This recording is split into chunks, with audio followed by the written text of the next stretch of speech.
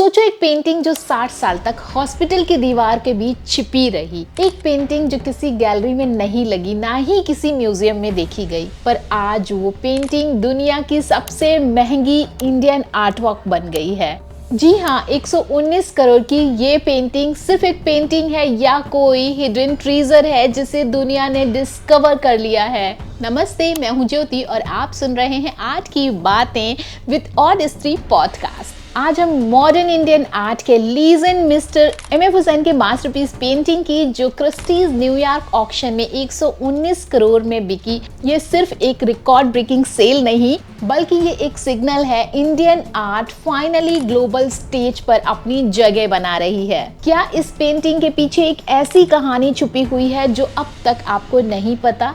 और अगर आप एक आर्टिस्ट हैं या आर्ट लवर हैं तो क्या ये एक नया एरा है इंडियन आर्ट का? आज के इस एपिसोड में मेरे साथ हैं एक बहुत ही special guest mister Bhupendra Asthana, जो एक आर्ट एक्सपर्ट भी हैं और हुसैन साहब के बहुत बड़े फैन हैं। वो उन्हें एडमायर करते हैं। नमस्ते अस्थाना जी, आपका हमारे शो में आने के लिए बहुत बहुत शुक्रिया। अस्थाना जी, हमें हुसैन की न्यू ट्रेंड पेंटिंग की कहानी और इसकी थीम के बारे में कुछ विस्तार से बताइए। जहाँ पिछले दिनों से एम.एफ. हुसैन की जो चर्चा हो रही है, ये बहुत बड़ी बात है। और उसमें मैं खुद उस चीज़ को बताऊं तो मैं हुसैन का बहुत बड़ा फ़ैन रहा हूं। मतलब इस फील्ड में आने से पहले मैंने बहुत सारे अखबारों की कटिंग्स, बहुत सारे उनके, जब भी कोई पूछता था कि क्या करोगे तो मैं बताता था कि वह हुसैन की तरह। तो हुसैन एक कहावत है, हुसैन एक मुहावरा है जो आज हर डायलॉग में, फिल्मों में भी, यहाँ तक कि क्या आपको हुसैन बनना है, मतलब पेंटर की बात आती है तो हमारे सामने एम.एफ. हुसैन का एक फ़ेस आता है। और वो एक फ़ेस कोई नॉर्मल फेस नहीं, वो बहुत बड़ा फेस है। आज वो उनको गए इस दुनिया से इतने साल हो गए, लेकिन आज हम उनको याद कर रहे हैं। और उनको इंडियन पिकासो भी कहा गया। और आर्टिस्ट कभी मरता नहीं, आर्टिस्ट मरता नहीं, इस चीज़ को इस वे में लेना चाहिए कि उसकी कलाकृतियाँ कभी मरती नहीं, अब वो सदियों तक वो बनी रहती हैं। तो कलाकार को जिंदा रखने के लिए उनकी कलाकृति ही उनकी पहचान महत्वपूर्ण है। जी।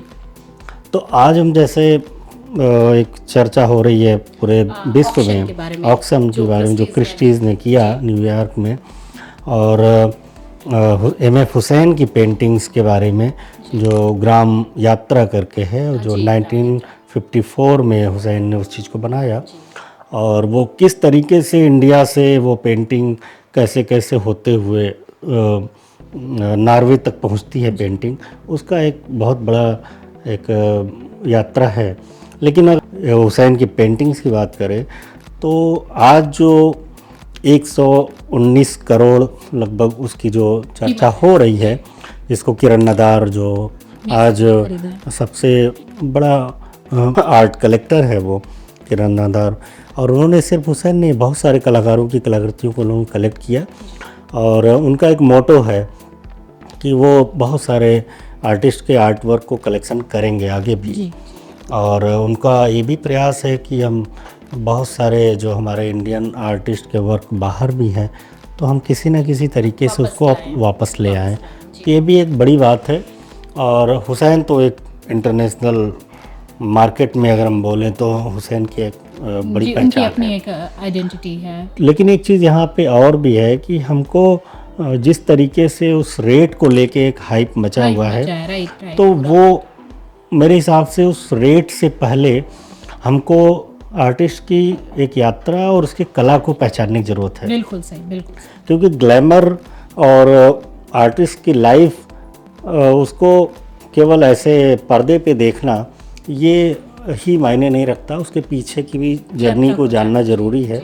क्योंकि जब हम आर्टिस्ट के बारे में पढ़ते हैं तो ऐसे ही हुसैन आज जो 1000 की पेंटिंग और आज वो 118 करोड़ की पेंटिंग, कहने का मतलब है आपका ये पेंटिंग पहले 1000 रुपए में ऑस्लो में बेची गई थी। और अभी ये अब आज 118 करोड़ में जो बात हो रही है, 119 करोड़ की जो बात हो रही है, तो ये ऐसे ही नहीं हो गया, कोई एक मिनटों की बात नहीं है। मिनटों की बात नहीं, ये इसमें काफ़ी लंबा समय, लगभग 70-80 साल का एक समय लगा है उस चीज़ को यहाँ तक पहुँचने में। तो कलाकार की कलाकृति का जो रेट होता है वो सिर्फ हम उसी को ना सोचें, लेकिन उसमें उसका योगदान क्या है। बिल्कुल सही बात। आज के डेट में जो कंटेम्प्रेरी आर्ट में अगर किसी वर्क का प्राइस इतना हाई हो रहा है तो जाहिर सी बात तो वो सर्वोच्च कला के दृश्य में है, लोग उस चीज़ को समझ रहे हैं। कोई ऐसी बात तो होगी जो इतने उस पे जा रही है। सबसे बड़ी चीज़ तो एक आर्टिस्ट का स्टाइल होता है। एमएफ हुसैन का जैसे स्टाइल है, जबकि हम गाँव को देखते हैं तो बहुत स्लो लाइफ होती है गाँव की, बट एमएफ हुसैन के स्ट्रोक्स में वो वाइब है, वो तीव्रता है, वो तेजी है जो गाँव की लाइफ से बिल्कुल कंट्रास्ट करती है। बिल्कुल। तो उन्होंने एक अपना स्टाइल दिखाया उसमें। जैसे इस पेंटिंग की बात करें तो ये ग्राम यात्रा, जी, हालांकि उसको अनटाइटल है लेकिन उसको ग्राम यात्रा भी टाइटल दे रहे लोग। तो उसमें उस सीन के हिसाब से उसमें जो लगभग 13 पैनल उसमें हैं पेंटिंग, एक ही कैनवस पे हैं। तो वो आज़ादी के बाद जब एक जो उस टाइम के आर्टिस्ट थे जो इंडियन आर्ट को रिप्रेजेंट कर रहे थे, तो उसमें एक ग्रामीण दृश्य है, परिदृश्य को दिखाया कि कैसे किस तरीके से लोग हैं, किस तरीके से काम कर रहे हैं। तो ऐसे बहुत सारे उस टाइम के आर्टिस्ट ने, बहुत सारे लोगों ने काम किए, तो जिसमें हुसैन ने अपने स्टाइल में ग्रामीण परिदृश्य को दर्शाया। तो अगर हम बात करें तो हमारे जो इंडियन जो आर्ट का एक ट्रेंड रहा है, जो टेस्ट है, वो एक्चुअल में यही होता है। चाहे किसी भी देश का, किसी भी राष्ट्र का अगर हम बोलें तो उसकी पहचान उसके कला और संस्कृति से ही होती है और उसके इन्वायरमेंट से भी होता है। अगर हम बात करें तो जो इस आर्ट वर्क में हम एक पहचान की बात करें, ग्रामीण परिदृश्य हमारे इंडिया की है, जो उसकी एक मिट्टी की एक खुशबू है। तो हुसैन के जो उस टाइम के जो काम रहे हैं, जो उन्होंने अपने काम किए, तो वो उस चीज़ को अपनी कला में दिखाया है।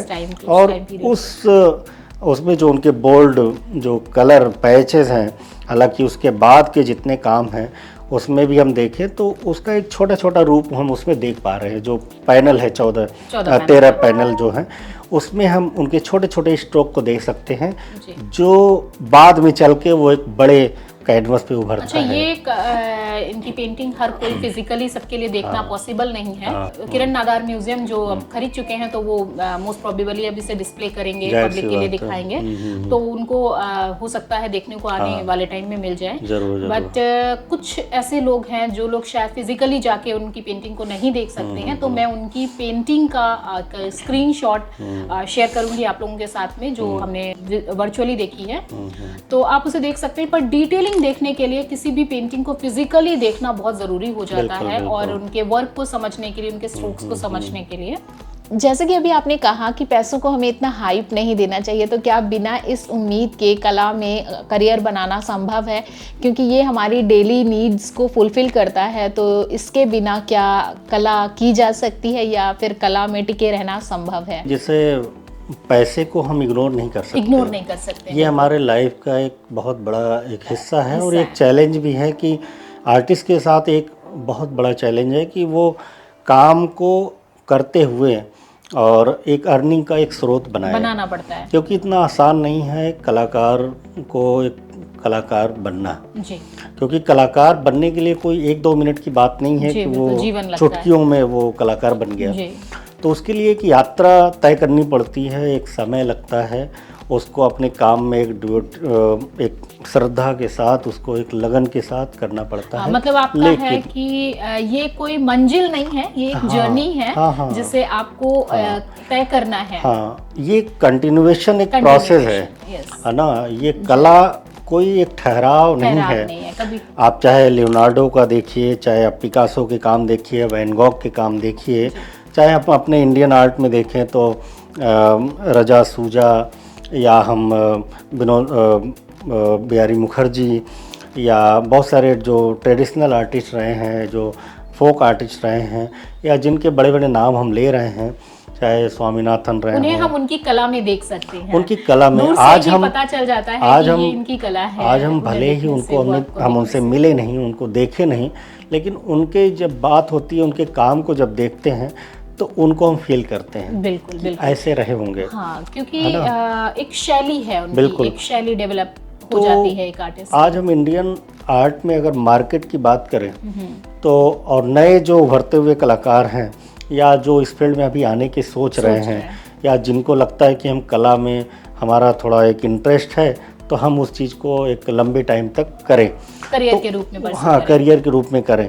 तो करियर के रूप में अगर करना है तो हम सबसे पहले उस कला की चीज़ को समझें, बिल्कुल, कि क्या चीज़ है और हम क्यों करना चाह रहे हैं, क्यों करना चाह रहे हैं, सबसे बड़ी मतलब बहुत बड़ी जर्नी अभी हमारी इस फील्ड में नहीं रही, लेकिन जितना भी 10-12 सालों में हमने देखा है कि हम जो मकसद लेके आते हैं, हमने कला महाविद्यालय में हम आए और हमारा सीधा टारगेट होता है कि हम आर्टिस्ट बने, लेकिन वो 90 डिग्री का जो एक ट्रायंगल बनता है ना, जहाँ हम खड़े होते हैं उसके टॉप पे देखते हैं, तो उसके टॉप पे पहुंचने के लिए हमको एक 90 डिग्री का एक कोण बनता, हम सीधा वहाँ नहीं, टॉप पे नहीं पहुंचते।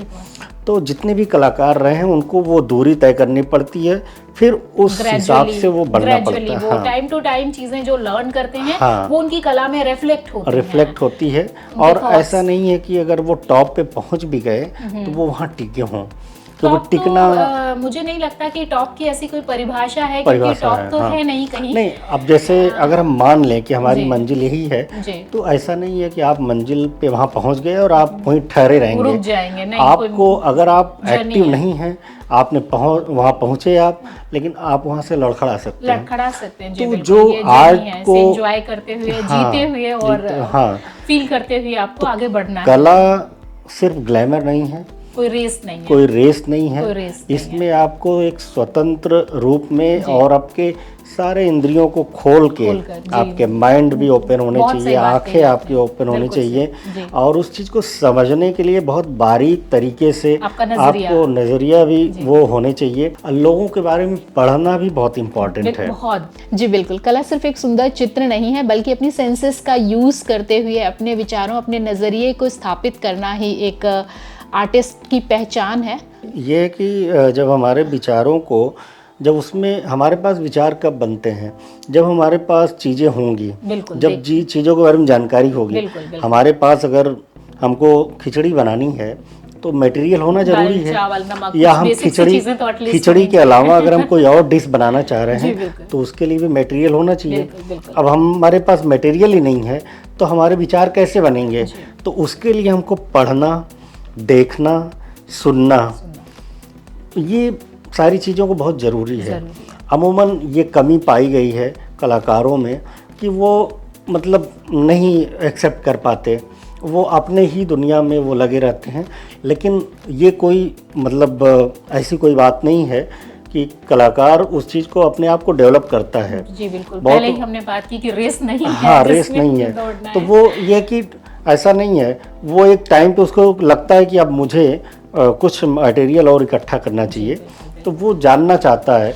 लेकिन अगर हम शुरुआती दौर से इन सब बातों को ध्यान में रखें तो हमारे काम में एक एक्सपेरिमेंट, एक विचार और एक मौलिकता दिखेगी। क्योंकि काम आज हुसैन की जो बात कर रहे हैं उनकी एक अपनी मौलिकता है, और मौलिकता ही इम्पॉर्टेंट है। बिल्कुल बिल्कुल, क्योंकि किसी भी आर्टिस्ट की अगर मौलिकता नहीं है तो वो बेकार है। जी बिल्कुल, क्योंकि मौलिकता स्वयं के ही विचारों से आती है, स्वयं के सोच से आती है। तो ये चीज़ बहुत इम्पॉर्टेंट है, और ये सारी चीज़ तब आते हैं जब आप देखते हो, समझते हो, और उसके बाद फिर आप उसको प्रैक्टिकल में ले आते हो। तो जो नए आर्टिस्ट हैं जो इस फील्ड में आना चाहते हैं, उनके लिए ये थोड़ा सा एक सजेशन है कि वो चीज़ों को बारीकी से समझें। हमारे जो पहले आर्टिस्ट हैं उनको भी समझें, उनको पढ़ें, उनके जीवनी को पढ़ें, उनके काम को ज़्यादा से ज़्यादा देखें। लेकिन यहाँ पे और भी एक चीज़ है कि हम प्रभावित ना हों।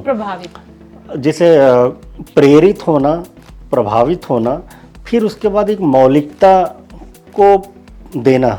जी, मैं आपसे रिक्वेस्ट करूंगी कि प्रभावित होना और प्रेरित होना को थोड़ा और खुल के समझाइए प्लीज़। मान लिया आप किसी से प्रेरित हुए, वो बहुत आपको प्रेरणा का स्रोत लगा, तो ऐसा तो नहीं है कि आप हुसैन बन जाओगे जी, या हुसैन के काम अभी अरे ये काम तो इतना इतने में बिका। अगर तो हुसैन अब हम बन भी गए उसी तो कॉपी, दो हुसैन हम करेंगे क्या? नहीं, दो हुसैन बन ही नहीं सकते थे, जी बिल्कुल, क्योंकि हुसैन हुसैन थे। हुसैन हुसैन है। तो सबसे बड़ी बात है कि आप जो हैं वही बने रहिए, जी, क्योंकि जो है वो बने रहे, वही उसकी पहचान है। वही आपकी पिकासो पहचान है। आज एक ही है। पिकासो नाम रख लेना या पिकासो जैसा काम कर लेना, जैसा हो है जाता ना, है जैसा हो जाना। इमिटेशन नहीं करना है। हाँ। इमिटेशन नहीं करना है, आपको उनके काम को देखकर सीखना है, उनकी टेक्निक्स को देखना है और जानना है कि किस तरह से इन्होंने अपनी पेंटिंग्स में एक नई जान फूंक दी, और उस चीज़ से इंस्पिरेशन लेते हुए अपने थॉट्स को परस्यू करते हुए, अपनी स्टाइल को परस्यू करते हुए आपको एक आर्टवर्क करना है, ताकि आप अपने आर्टवर्क को एक यूनिक पहचान जहाँ दे तक पाएं। स्टाइल की बात है तो वो स्टाइल आपके रेगुलर काम करने से ही स्टाइल बनती है। बिल्कुल, बहुत जबरदस्ती सही बात का है। स्टाइल बनाने से वो कभी बन नहीं सकती, क्योंकि अगर आप एक फ्रेम में बैठ के कि अब मेरा ये स्टाइल है, तो आप उस फ्रेम में कितने घंटे रहोगे। अच्छा, पिकासो ने भी कई सारे फेज देखे, जिसमें आप देखेंगे ब्लू है, ब्लैक है, बहुत बहुत बहुत फेज आए हैं। तो ऐसा नहीं है कि एक आर्टिस्ट अपनी लाइफ में अलग अलग फेजेस को, नए पिंक फेज आया उनका। नहीं, वो फेज ऐसा नहीं है कि वो जानबूझ के करता है। हाँ, वो जैसा, वही हमने कहा ना, जैसा आपका इन्वायरमेंट होगा, वो उस सिचुएशन, उस इन्वायरमेंट, क्योंकि आर्टिस्ट जो है वो समाज का एक हिस्सा है, बिल्कुल। और हिस्सा है वो कभी भी अलग नहीं हो सकता। जी। वो समाज से, सोसाइटी से कट नहीं सकता। जी। और वो कला ही क्या, जो सोसाइटी में कोई योगदान ना दे। सके। तो बहुत अच्छी बात। आज जिस हुसैन की हम बात कर रहे हैं, हुसैन का एक बहुत बड़ा कंट्रीब्यूशन रहा है। जी। और आज हम जिस काम की बात कर रहे हैं, उस काम में वो एक सोसाइटी है, और वो हमारी प्योर सोसाइटी है, हमारे ग्रामीण परिवेश हैं उसमें।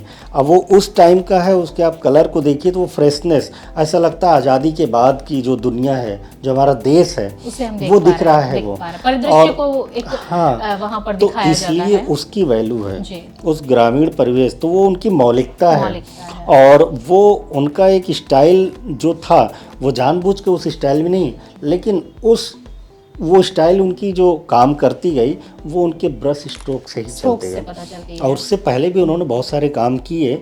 और एक चीज़ और है कि हमारे इंडिया में जो अगर आर्ट मार्केट, अगर कला का बाजार किसी ने स्थापित किया तो वो हुसैन है।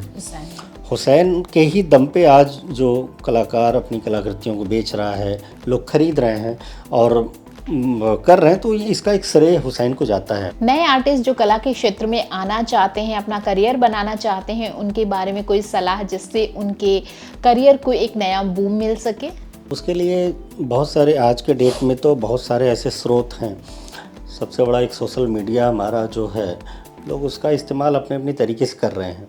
लेकिन इसके भी इतर एक ऐसा भी दौर था, या जिस टाइम में इस पेंटिंग की हम आज बात कर रहे हैं, हो सकता है कि उस टाइम में, जिस टाइम ये पेंटिंग उन्होंने बेची 1954 में, उस टाइम तो कोई सोशल मीडिया इतना एक्टिव नहीं था, या इतने प्रकाशन नहीं थे। हुसैन ने उस वर्क को बेचा, तो आज वो ऐसा भी नहीं कि उस टाइम लोगों को जानकारी थी। आज लोग कह रहे हैं अरे वो काम मतलब दिल्ली में बेचा गया, डिफिकल्ट था उस टाइम पे।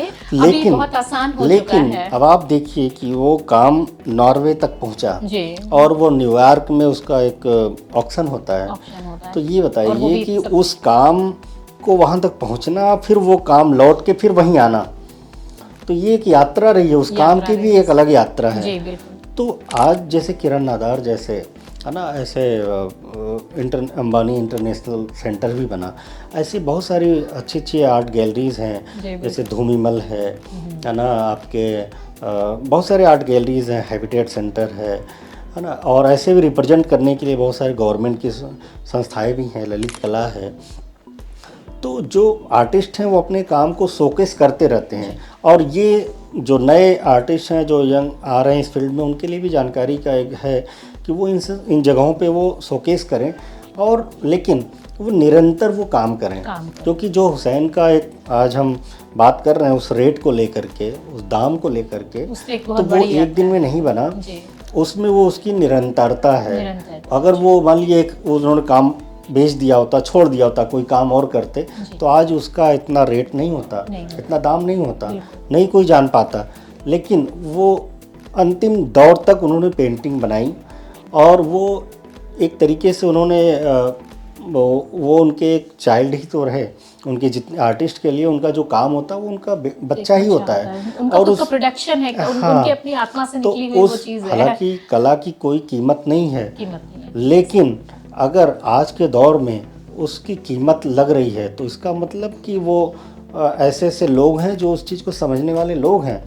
तो ऐसा नहीं है, आज के दौर में बहुत सारे प्लेसेस हैं, बहुत सारे ऐसे लोग हैं, आर्ट बायर हैं, क्यूरेटर हैं, आर्ट हिस्टोरियन हैं, जो लगातार लिख रहे हैं, लोग पढ़ रहे हैं और डिस्प्ले कर रहे हैं। तो आज बहुत बड़ा मार्केट, आर्ट मार्केट को कैसे देखते हैं कि आने वाले टाइम में इसमें जो ट्रेंड सेटलमेंट होना है, बिकॉज अभी सिर्फ और सिर्फ ट्रेडिशनल आर्ट नहीं रह गए। ट्रेडिशनल आर्ट से यहाँ पे मैं साफ कर दूं कि ट्रेडिशनल आर्ट मतलब ब्रश और कैनवस के थ्रू ही अब हम आर्ट नहीं करते। बहुत सारे अलग अलग मीडियम आप देख रहे हैं, रोज नए मीडियम दिख रहे होंगे। तो उसके अलावा कुछ डिजिटलाइजेशन हुआ है हमारे पूरे समाज में। तो उस डिजिटलाइजेशन में जैसे अभी रिसेंटली आप देख रहे हैं एआई का बहुत यूज़ हो रहा है और बहुत सारे आर्टिस्ट एआई पे बहुत शिफ्ट करना चाह रहे हैं। तो उनके लिए क्या कुछ सलाह है या उनके लिए, उनके बारे में आप क्या कुछ कहना चाहते हैं? जैसे आर्ट मार्केट तो इस हिसाब से जब 2023 में अमृता शेरगिल की पेंटिंग द स्टोरी टेलर वो 61 पॉइंट समथिंग 8 ऐसे ही था, जब वो पेंटिंग नीलाम हुई तो उसका भी रिकॉर्ड ये हुसैन की पेंटिंग ने तोड़ा, ऑलमोस्ट डबल से डबल हुआ।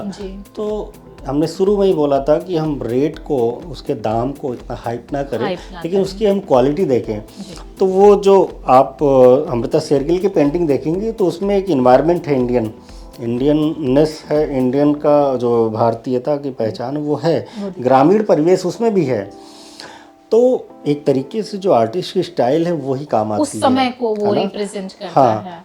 तो जहाँ तक ये आर्ट मार्केट की हम बात कर रहे हैं, ये तो निरंतर बढ़ेगा। आज ये 118 हुआ, 2023-24 में अगर आप देखेंगे तो वो ग्राफ अप गया है, काफ़ी अप गया है, बढ़ा है। लेकिन ये कोई फिक्स ऐसा नहीं है, लेकिन ये तो मार्केट की अपनी स्ट्रेटजी है, किस तरीके से हाइप हो, किस तरीके से लो हो, तो इस पे उतना ध्यान देने की ज़रूरत नहीं है। हाँ, लेकिन वो अपने काम में निरंतरता, आपको मतलब एक हाइट बढ़ानी है, काम में बढ़ाना है। और अगर आपके पास काम है और काम में निरंतरता है तो ये मार्केट बढ़ेगी। तो मार्केट आर्टिस्ट के लिए उतना ही इम्पॉर्टेंट है कि जितने में उसकी सृजनात्मक क्षमता बढ़ती रहे। क्योंकि आर्ट को पैसे से तौलें तो पैसे की तौलना तो आर्ट ही क्यों करें, इससे अच्छा हम कुछ और करें। बिल्कुल आर्ट को कर रहे हैं तो आर्ट को एक रिस्पेक्ट के साथ, उसकी जो उसका जो रिस्पेक्ट है उस चीज़ को समझते हुए करें, है ना। और जो कलाकार आज हैं उन्होंने इस चीज़ को समझा, तभी आज हम उनकी बात कर रहे हैं। कला कलाकार को चुन लेती है या कलाकार कला को चुन लेता है? दोनों का अपना रिलेशन होता है, क्योंकि कला के बिना कलाकार नहीं है और कलाकार के बिना कला नहीं है। तो वो एक यात्रा है दोनों की, दोनों साथ में मिलकर वो यात्रा करते हैं। जो एक ही नदी के दो पार्ट हैं, है ना, दोनों पार्ट मिलते नहीं लेकिन वो एक साथ वो चलते रहते हैं, साथ चलते हैं। तो उसकी निरंतरता, उसकी फ्रेशनेस तभी बनी रहती है। और जब उसमें कलाकार डेडिकेशन और किसी लोभ को लेकर के ना करे, जो नीड्स है हमारी उनको फुलफिल करने के लिए मनी बहुत ज़रूरी है। क्योंकि अगर हम बात करें कि बहुत समय पहले लोग कला को बेचना नहीं चाहते थे। बहुत सारे ऐसे आर्टिस्ट रहे हैं जो कला को बेचते नहीं थे, अपने सेटिस्फेक्शन के लिए। हाँ, तो वो एक ऐसा भी दौर रहा कि जिस टाइम में लोगों ने अपने सेटिस्फेक्शन के लिए कला का सृजन किया। लेकिन आज भी अगर उस टाइम में भी बहुत सारे ऐसे लोग रहे जिन्होंने उस चीज़ को संग्रह किया और कला प्रश्रय में जन्मी और जन्मती रही, आज भी वो चल रही है। तो उससे तो इग्नोर नहीं किया जा सकता। लेकिन हुसैन ने भी बहुत सारे काम को अपने कलेक्शन में रखा कि हम इसको नहीं दे सकते किसी को, क्योंकि वो उसके बहुत करीब रहे।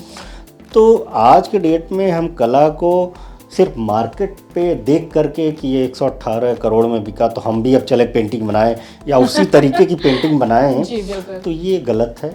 और क्योंकि वहाँ तक पहुँचने के लिए एक यात्रा आपको करनी पड़ेगी, और उस यात्रा को जो आप पूरा करेंगे तब आप अच्छा, उसकी एनएफटीज जैसे का भी बीच में बहुत दौर आया था, उसके बाद अचानक से डाउनफॉल आया और अब धीरे धीरे आप देख रहे हैं बीच में इंस्टॉलेशन भी बहुत ज़्यादा किया गया, इंस्टॉलेशन खैर अभी भी किया जाता है। तो बहुत सारी अलग अलग विधाएं हैं। आर्टिस्ट को खुद से चुन लेना है अपना रास्ता कि वो क्या करना चाहता है, कैसे करना चाहता है। But the most important thing is कि अस्थाना जी का जो कहना है, जैसे इन्होंने भी बताया कि कला के लिए डेडिकेशन ज़रूरी है, आपकी निरंतरता भी बहुत ज़रूरी है। तो कला को हमें निरंतरता के साथ करना है, डेडिकेशन के साथ करना है और फ्रस्ट्रेशन के लिए कोई जगह नहीं है वहाँ पर। नहीं, फ्रस्ट्रेशन की बात अगर हम कर रहे हैं तो कला फ्रस्ट्रेशन दूर करती है, क्योंकि बहुत सारे कला एक मेडिटेशन भी है। जी बिल्कुल। जो अगर कोई परेशान होता है, कला की थेरेपी भी होती थेरेपी है ना। डॉक्टर भी सजेस्ट करता है, क्योंकि उसमें जो रंग है ना, उसकी जो तरंगे हैं वो आपके बॉडी को, आपके माइंड मन को, में जो चीजें फंसी रह गई हैं, आपकी कुंठाओं को निकालने का एक जरिया हो सकती है। कला बहुत बड़ा, इसका बहुत बड़ा रोल है। जी। तो ऐसा नहीं कि कला से फ्रस्ट्रेशन नहीं आती, कला फ्रस्ट्रेशन को दूर करती है जी, और डॉक्टर खुद सजेस्ट करता है। एक चीज़ और है कि कलाकार को मतलब सिर्फ पेंटिंग करना ही कला के लिए वो नहीं है। आज के दौर में बहुत सारे ऐसे क्षेत्र हैं जिनमें आप करके योगदान दे सकते हो। अगर आप पेंटिंग नहीं कर सकते या आप उस तरीके की स्किल में आपको लगता है कि बहुत आसान नहीं मेरे लिए, तो आप एक कला संग्राहक बनिए, कला को प्रोत्साहन करिए, आप कला को खरीदिए, कलाकार को प्रोत्साहित करिए और आप कला पे लिखिए, कला को समझिए, है ना, कला को लोगों तक पहुंचाइए, पब्लिक तक, मास तक पहुंचे। इसमें भी आप योगदान देके कला के क्षेत्र में एक बहुत बड़ा काम कर सकते हैं। जैसे अभी आपने कहा कि कला का संग्रह करिए, कला को खरीदिए। हाँ। तो जब कोई अगर आर्ट बायर, आर्ट कलेक्टर बनना चाहता है तो क्या आप उसके लिए क्या एडवाइस देंगे कि आप कला को खरीदते वक्त किन बातों का ख्याल रखिए? देखिए, उसमें क्या है कि ये एक इन्वेस्टमेंट है। मतलब अगर आप मार्केट के लेवल पे देखें तो ये आर्ट का भी एक बहुत बड़ा इन्वेस्टमेंट है। जो हम अभी हुसैन की बात कर रहे हैं, तो वो पेंटिंग जहाँ 1000 रुपये में बिकती है, जिसकी चर्चा है, और आज वो इस रेट में हमको देखने को, पढ़ने को मिल रहा है, तो एक इन्वेस्टमेंट ही तो था। इतने सालों बाद उसका इतना ग्रोथ हुआ। तो अगर उस परिप्रेक्ष्य में देखें तो ये एक इन्वेस्टमेंट है। कैसे डिसाइड किया जाए कि किन के साथ में हमें इन्वेस्टमेंट करना है और किन पे नहीं? क्या चीज़ें बहुत ऐसी मौलिक हैं जिनको देखना बहुत ज़रूरी है? जो भी बायर है उसको तो एक चीज़ उसको तो कलाकारों के बारे में जानना ज़रूरी है, उस कला के पक्ष को भी जानना ज़रूरी है और कलाकार के डेडिकेशन को भी देखना। और वो डेडिकेशन तभी दिखती है जब आप निरंतर काम करते हैं, आप निरंतर लोगों के सामने प्रेजेंट करते हैं और लगातार आपके काम को लेकर के लोग लिख रहे हैं। ये भी एक बहुत बड़ी जिम्मेदारी है कि कला को लिखना भी एक बहुत बड़ा काम है, क्योंकि बहुत सारे ऐसे कलाकार हैं जो गांव में बैठ के काम कर रहे हैं। कोरोना काल आने के बाद एक ऐसी स्थिति बनी कि बहुत सारे कलाकार जो महानगरों में थे उनको मजबूरन अपने गांव में आना पड़ा। तो हमको उन कलाकारों तक भी पहुंचना है।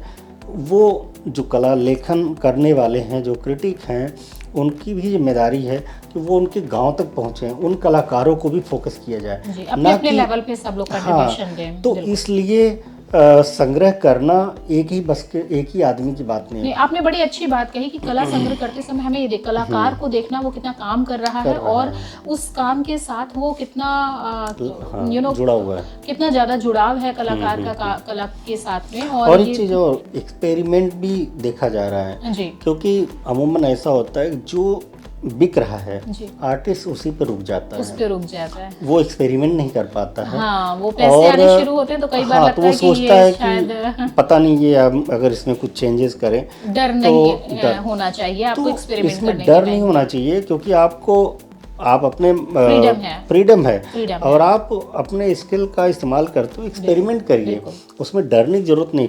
कोई आएगा के लिए नहीं। हाँ, अभी हमने जब बोला कि आप बाजार के लिए काम ना करें, बिल्कुल बाजार के लिए काम आप करें, लेकिन उतना ही करें जितने में आपकी कला मौलिकता बनी रहे, सृजनात्मक क्षमता बनी रहे और आपका प्रयोग होता रहे।